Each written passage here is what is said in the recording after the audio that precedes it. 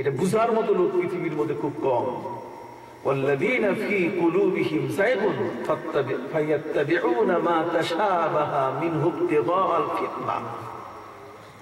এরা শুধু কোরআন দিয়ে ফিতনা তৈরি করে, কথা বল না, কোরআনের আয়াত দিয়ে ফিতনা তৈরি করে, এরা নবীর হাদিস দিয়ে ফিতনা তৈরি করে।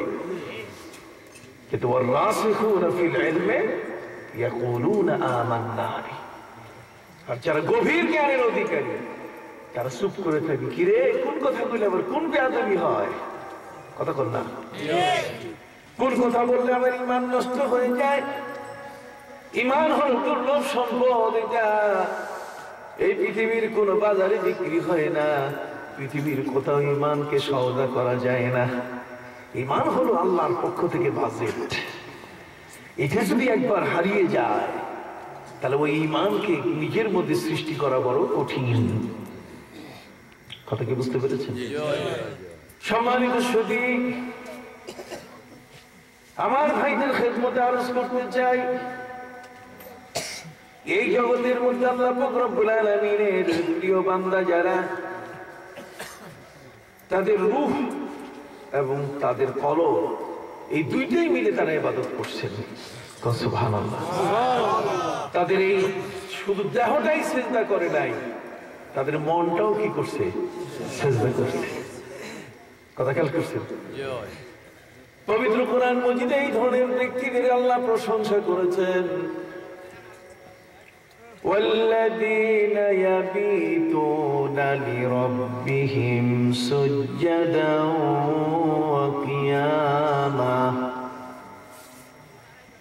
এরা এমন ব্যক্তি রাত কাটায় সিজদা কইরা, কতক্ষণ না, রুকু কইরা দাঁড়িয়ে বসে ইবাদত করে করে তাদের রাত কাটে। দিনের বেলায় তারা হন এমন যে তারা মানুষের খেদমতে জীবন উজাড় করে দেন, আর রাতের বেলায় তারা এমন হন ফরসানুল ইবাদাহ, রাতের ঘোড়া, ইবাদতের ঘোড়া হয়ে যান তারা রাতে। কোন ঘুম আরাম জিহাদ তাদেরকে কোনদিন কখনো আল্লাহর ইবাদত থেকে বিরত রাখতে পারে না। এই জন্য তাদের রুহানি শক্তি এত বেশি যে আমরা কোরআন পড়তে গিয়ে সারা জীবন একবার খতম করতে পারি না। আর তাদের রুহানি শক্তি এত বেশি, পাওয়ারটা এত বেশি যে এক রাতে 3 বার কোরআন খতম করে।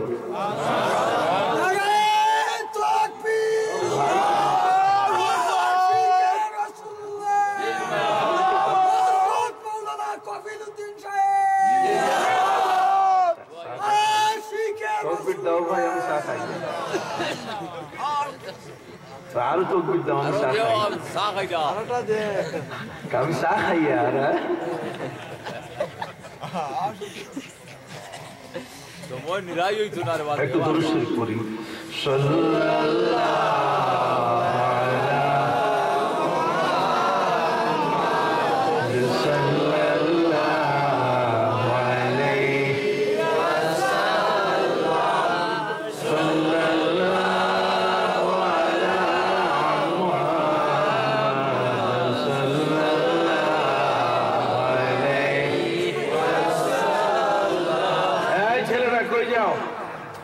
বসো, তোমাদের ডায়াবেটিস রোগ হয়েছে নাকি?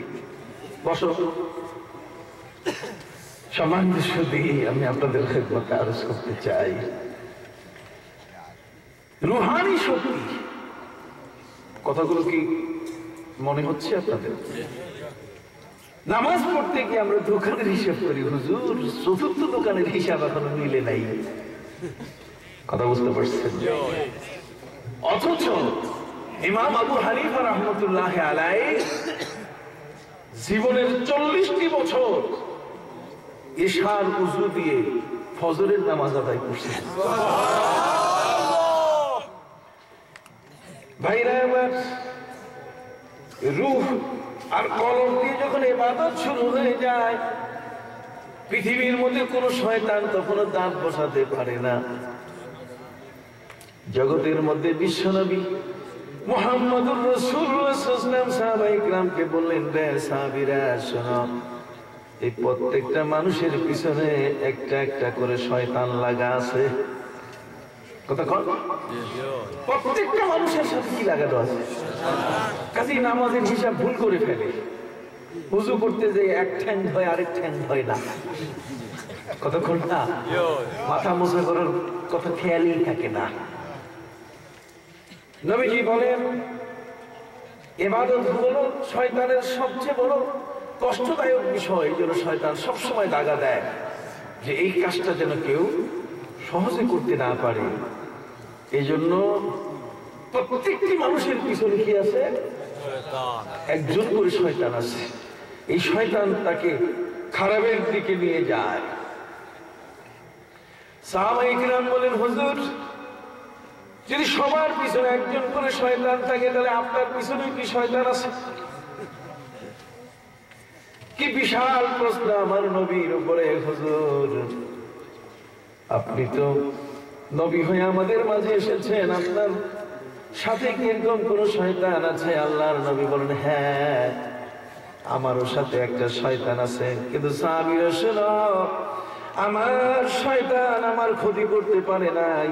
ওরা আমার ওই শয়তান, আমার শয়তানটা আমার হাতে কালেমা পড়ে মুসলমান হয়েছে। আমার শয়তানটা আমার হাতে কি করছে? কালেমা পড়ছে। ভাইরা আমার, নবীজি শয়তান তার ফরমাবরদার। আল্লাহ নবী বলেন শয়তান কি করছে? আমার ফরমাবরদার হয়েছে, আমার অনুসরণ করে শয়তান, আমার কথা শুনে। আমি শয়তানের কথা শুনি না। বড় করে কোন সুবহানাল্লাহ। এই না এখন আপনারা ওয়াজ শুনতেছেন একটু। শয়তান আমি তার অনুগত হব না, সে আমার অনুগত হবে। শয়তান তো আমাকে পথভ্রষ্ট করার জন্য আল্লাহর সাথে ঘোষণা দিয়েছে, ওয়ালা উদিল্লান্নাহু, কথা বলেন না, আমি তাদেরকে পথভ্রষ্ট করে ছাড়বই। কথা বলেন না, আমি কোনদিন তাকে কোরআন হাতে নিতে দিব না। ওর হাতে দিব ডুকডুকি সাদের লাল। এই তো কারবার, কথা বুঝতে পারছি। ও মাথার মধ্যে মুকুট বাঁধবে, কত রং বেরঙের কাপড়, কত রং বেরঙের কথা সে বলবে। শয়তান বলছে আমি তার মুরিদ বানাইছি, আমি যা বলবো সে ওইভাবে চলবে। আমি যদি বলি চলো সিনেমা, তাহলে তো পাগল মন দৌড় দিবি ওদিকে, কথা বুঝতে পারছেন। আর যদি কয় না আইয়ুব বাচ্চু, তাহলে কইবে তুমি ভাসবে কি, তারা ভাসাইয়া নিয়ে যাবে। কথা বুঝতে পারছেন। তাহলে কেউ তো ভাষায় আর কেউ তো পাগল মন কইয়া সিনেমার হলে ঢুকায়। আমার নবী বলেন প্রত্যেকের পিছনে একটা করে কি আছে? অন্য হাদিসের মধ্যে আছে প্রত্যেক মানুষের পিছনে 5 জন করে ফেরেশতা আল্লাহ রেখে দিয়েছে। শয়তান একটা, আর ফেরেশতা কয়টা? 5টা। একটু আল্লাহু আকবার বলেন। এই 5 জন ফেরেশতার একজন ডাইনের ফেরেশতা, একজন বামের ফেরেশতা, একজন সামনে, একজন পিছনে, একজন কপালের উপরে। ডাইনের ফেরেশতা হলো সবার নেতা। যত ভালো কাজ ডাইন হাতের ফেরেশতা লেখেন, যত খারাপ কাজ বাম হাতের ফেরেশতা লেখা শুরু করেন। কিন্তু এই 4 জন ফেরেশতার কোনো অধিকার নাই ডাইন হাতের ফেরেশতার অনুমতি ছাড়া কিছু লেখে। গুনার কাজ হয়ে গেলে বাম হাতের ফেরেশতা ডাইন হাতের ফেরেশতাকে বলে স্যার আমি লিখবো, তো ডাইন হাতের ফেরেশতা বলে না এখন লিখিস না, কারণ রোজ তওবা করে এমনি মাফ হয়ে যাবে, খামাখা কালিগুলো নষ্ট হবে তোমার। এইভাবে ঠেকাইতে ঠেকাইতে 7 বছর পর্যন্ত ঠেকায়। কথা কি বুঝতে পারছেন ভাইরা আমার? গুনার বোঝা নিয়ে কবরে যাই, আল্লাহ চান না। আল্লাহ কখনো চান না আমরা গুনার বোঝা নিয়ে পৃথিবীর থেকে বিদায় নেই। বরং আমরা যেন নেককার সালেহ দিনদার হয়ে পৃথিবীর থেকে বিদায় নেই। আল্লাহ পাক রব্বুল আলামিন এই জন্য আমাদেরকে বারবার সতর্ক করে দিয়েছেন। রে ইমানদার ব্যক্তিরা, তোমরা আল্লাহকে ভয় করো। ইয়া আইয়ুহাল্লাযীনা আমানুত্তাকুল্লাহা ওয়াল তানজুর নাফসুম মা কদ্দামাত লিগাদ। হে ইমানদার ব্যক্তিরা, তোমরা আল্লাহকে ভয় করো। এখন যদি মৃত্যু হয়, তাহলে কবরের রসদ, আখিরাতের সব পাথেয় যা যাবতীয় লাগবে, পথের খরচা, এটা কি তোমার কাছে আছে? সেই ইবাদত কি তোমার কাছে আছে? কথা বুঝতে পারছেন? সম্মানিত সুধী, শয়তান আমাদেরকে শুধু ধোঁকা দেয়। ইবাদতের মধ্যে নামাজ পড়তে গিয়ে